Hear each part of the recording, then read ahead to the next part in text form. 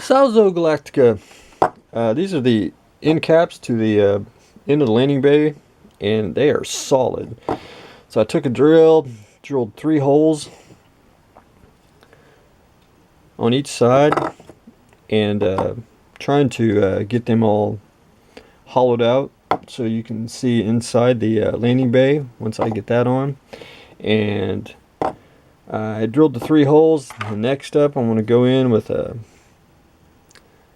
little hand saw, and I will start sawing out the rest of the chunk of resin here, and then take some files and I'll file them up, get them squared up, and should do the trick. That's a lot of material I had to remove so far, but that's where I stand on the Salzo Galactica. Tamiya's saw is pretty darn good. It does have a quick release, so you can change blades.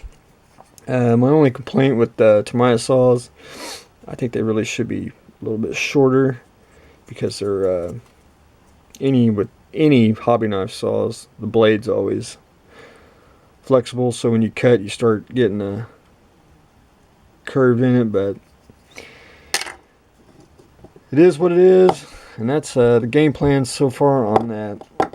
The Apache rod, I haven't painted this yet, but I will. The little dome part be olive drab, and then I gotta do some detail painting. Basically got 2 coats on there. It's all painted up. Gotta paint the tires and everything, which will probably be a weekend deal, so I can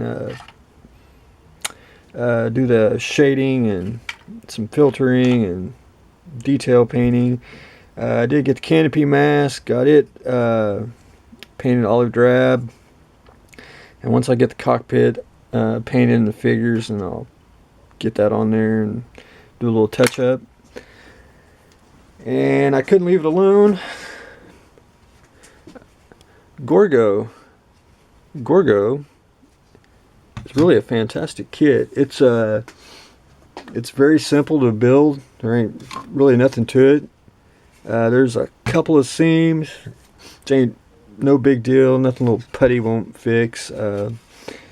Basically, a Monarch kit is like traveling back in time and building a old Aurora kit. That's just the way you feel when you build a Monarch kit.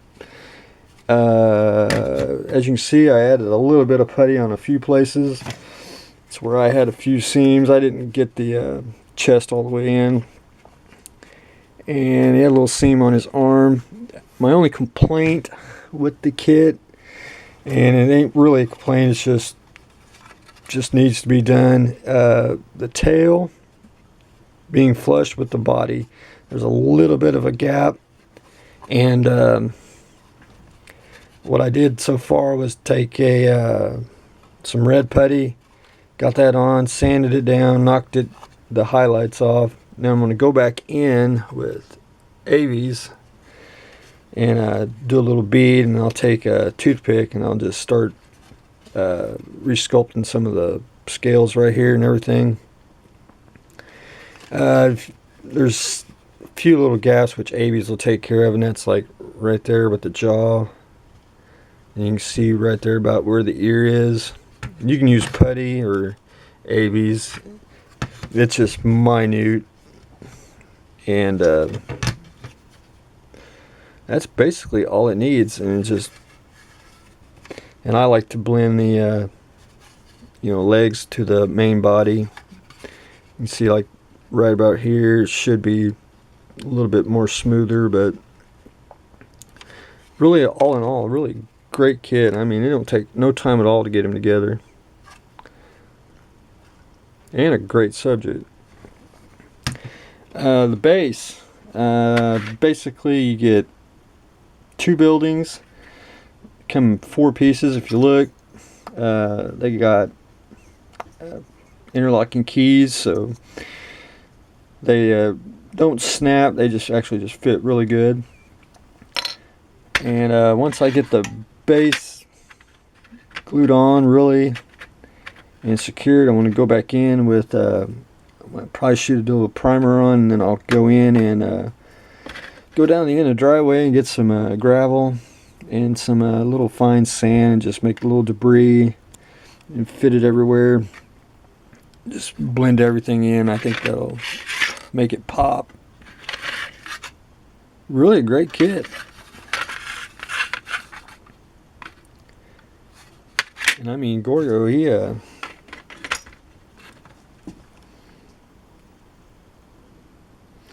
just a very nice model and fun.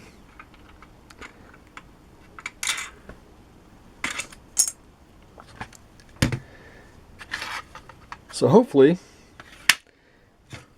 I will a couple days I'll start doing the AVs on him, and I'll show you all how I do them. I'll basically just use that in a toothpick and resculpt the seams, but hopefully I'll have some primer on him and show you all how that's done.